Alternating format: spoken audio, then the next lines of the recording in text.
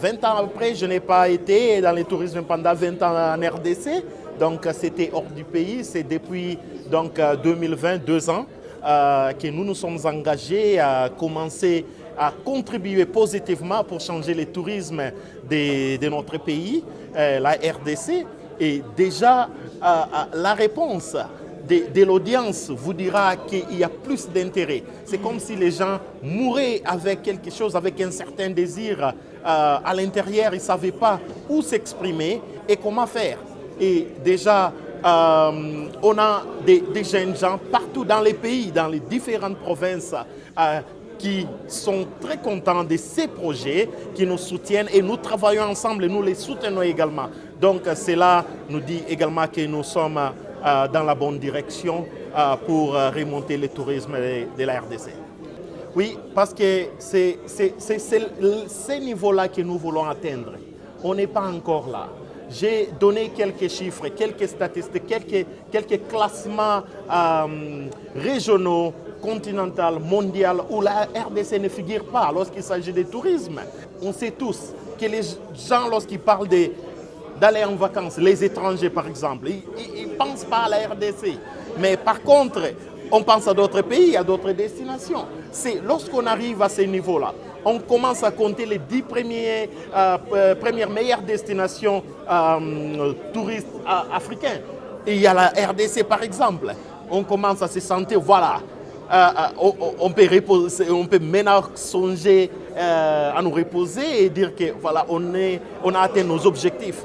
Mais jusque-là, pour un pays comme la RDC, n'est pas figuré, pas parmi les 10 premiers, pas parmi les 20 premiers, pas parmi les 40 premiers pays en Afrique, sans même parler du monde, c'est pas normal. Les plans d'action concrets, ça c'est la 2e édition, donc on commence déjà à préparer la 3e édition. Il n'y a pas que ça, il y a le 2e festival également du tourisme Rumba in Congo qui s'est fait dans la partie est, entre Goma et Bukavu. Et au moment où nous parlons déjà, il y a certains pays africains qui sont en train de faire la promotion, c'est-à-dire qu'il y a des affiches, c'est sur l'internet, ils sont en train de vendre Goma et Bukavu comme des destinations touristiques à cause de ce travail qu'on est en train de faire. Mais il n'y a pas que Goma et Bukavu. Et j'expliquais pourquoi cette partie-là. C'est parce que tout le monde veut utiliser cette partie pour décourager le tourisme dans le reste du pays.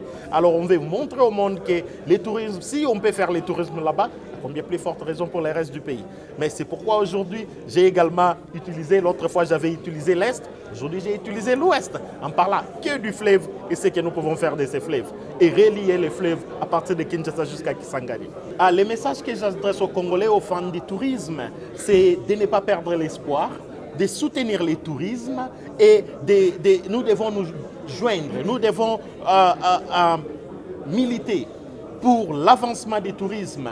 Les travaux que les Congolais ou l'emploi que les Congolais cherchent se réalisent à plus de 50% dans les domaines du tourisme. Et parce que le tourisme, c'est un secteur qui est également lié directement ou indirectement à plusieurs d'autres secteurs. Ça crée d'emplois. Par exemple, lorsqu'il y a plus de touristes et qui arrivent à l'aéroport, ce sont des chauffeurs qui ont beaucoup plus de travail et qui pour les conduire dans les hôtels. Donc, plus les chauffeurs ont de travail, les véhicules fonctionnent beaucoup, les mécaniciens ont de travail. Et les véhicules bougent avec les carburants. Et ils vont loger quelque part. Ils vont manger, plus qu'il y a plus de gens qui mangent, plus qu'il y a besoin d'avoir des pommes de terre, plus qu'il y a besoin d'avoir des œufs, des poulets. C'est-à-dire que les fermiers ont plus de demandes. Et plus les fermiers ont des demandes, plus ils engagent des gens pour cultiver. Donc voilà, le tourisme, j'ai mentionné juste le peu.